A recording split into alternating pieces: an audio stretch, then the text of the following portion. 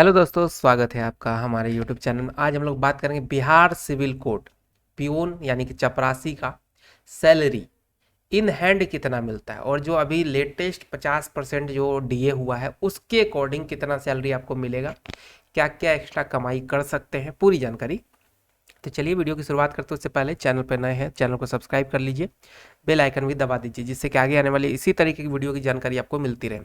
अब देखिए, कोर्ट का नौकरी है, आपको पता है। काहे जा रहे हैं चपरासी के पद पे भी, काहे इतना भीड़ है? 10 लाख 15 लाख लोग अप्लाई किया, क्यों किया? सैलरी नहीं देख रहा है, बहुत कुछ है जो पूरा वीडियो में आपको बताएंगे। चलिए वीडियो की शुरुआत करते हैं।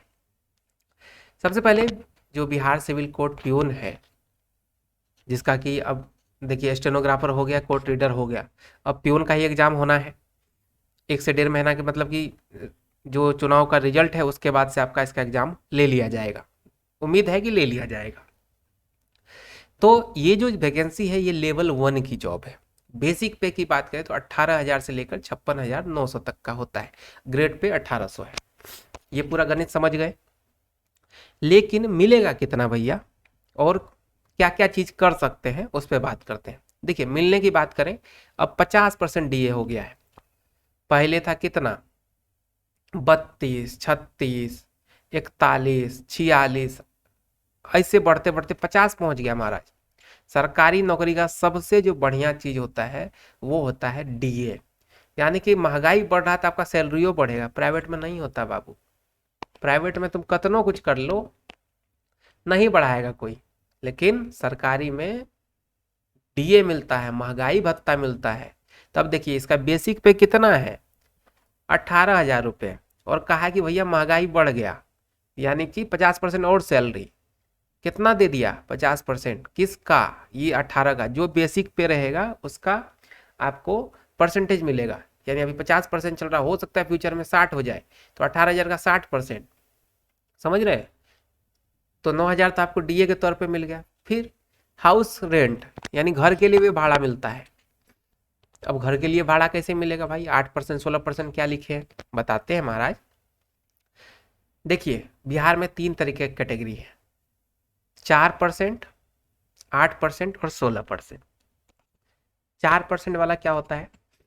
गांव में, यानी कि किसी भी जो जिला है उसका जिला को छोड़ के बाकी जितने भी जगह है वहां पे 4% का रेट मिलता है। ठीक है। अगर आपका पोस्टिंग जिला में हुआ है तो आपको 18% मिलेगा, और अगर आप पटना जैसे शहर में है तो यहाँ पे 16% आपको मिलने वाला है।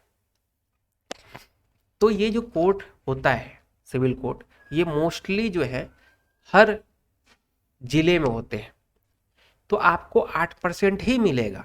लेकिन कुछ नसीब वाले होंगे या पटना जिला में होगा किसी का पोस्टिंग, कुछ इक्का दुक्का, उसको 16% मिलेगा। बाकी 4% तो ऐसा तो है कि गांव में होगा सिविल कोर्ट, या किसी मतलब जिला को छोड़ के कहीं और होगा, नहीं ना हो सकता।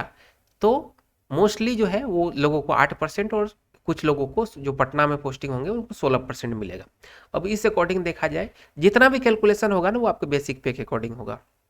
तो 18,000 का अगर 8% निकालेगा तो 1,440 रुपये होता है, और 16% 2,880 रुपये होता है। इसके बाद बात करें मेडिकल, 1,000 रुपया हर महीने जो है आपको मेडिकल के नाम पे दिया जाएगा। आप बीमार होइए नहीं होइए, सरकार के अनुसार आपको मेडिकल का चार्ज मिलेगा भैया। तो 1,000 रुपये ही हो गया। टीए के लिए भी एक फिक्स अमाउंट होता है, 852 रुपये, ये मिलता है। इसके अलावा भी कुछ कुछ आपको बोनस मिलेगा, उसको हम लोग इग्नोर करते हैं क्योंकि हर महीने नहीं मिलता है। लेकिन इतना जो राशि है ये आपको हर महीने मिलेगा और फिक्स है ये।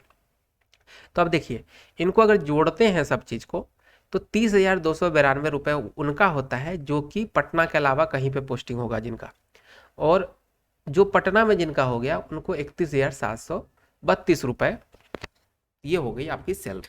अब आप कहिएगा इतना मिल जाएगा? नहीं मिलेगा इतना। काहे नहीं मिलेगा? क्योंकि ये ग्रॉस सैलरी है। अब इसके बाद बात करते हैं आपकी कटौती भी होता है कुछ।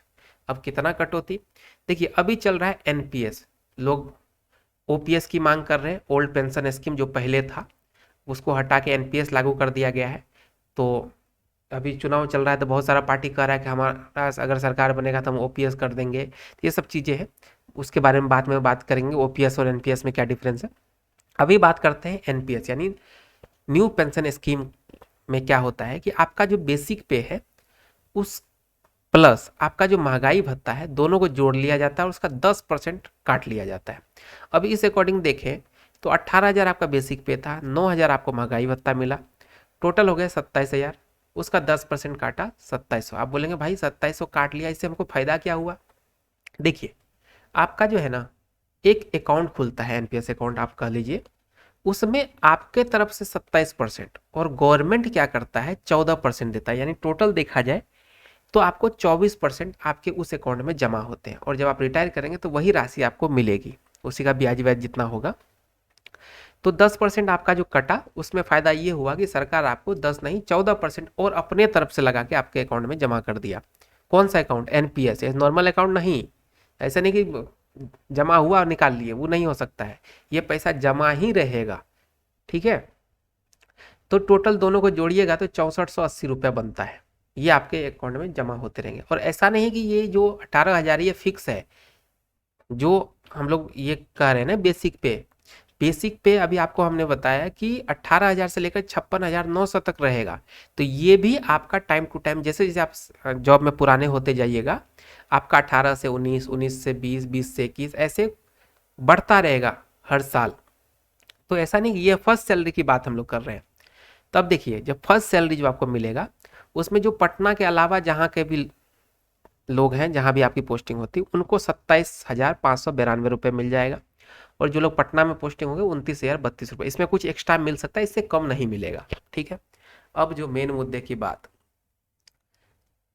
और क्या क्या कमाई हो सकता है, देखिए खुल के बोलना किसी भी प्लेटफॉर्म पे सही नहीं होता, लेकिन अगर आपको पता हो तो बिहार में कोर्ट और पुलिस का जो होता है ना मामला, वो बहुत ही संजीदा मामला है और बहुत चीज़ उसमें छुप छुपा के दिखा के बहुत सारी चीज़ें होती है। और आपको भी पता है, अगर कभी आपको इस सब चीज़ों से पाला पड़ा हो, चाहे पुलिस का चाहे कोर्ट का, तो आपको समझ आ गया होगा कि कहाँ कहाँ क्या क्या चीज़ें हो सकती है।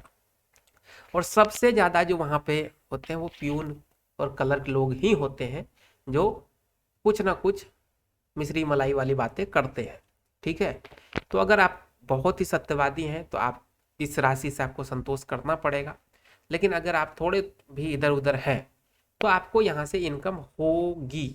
ठीक है, क्योंकि आपने भी उस चीज़ को फेस किया होगा, अगर कभी भी आप गए होंगे कोर्ट वोट, तो कोई भी इतना आज के डेट में सत्यवादी नहीं होता, लेकिन बहुत लोग होते भी हैं।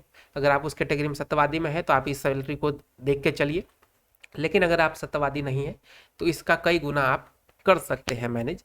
बाकी हम तो ये आपको रिक्वेस्ट करेंगे कि सत्यवादी बन के ही रहिए, बाकी आपकी इच्छा है, समझदार तो आप लोग हैं ही। तो ये है पूरा गणित। फिर भी कोई डाउट हो तो आप हमें कमेंट कर सकते हैं। किसी और जॉब की, किसी और पोस्ट की आपको सैलरी से रिलेटेड कोई जानकारी चाहिए तो आप हमें कमेंट कीजिए, उसकी जानकारी आपको पूरी दी जाएगी। तो मिलते हैं एक नई वीडियो में।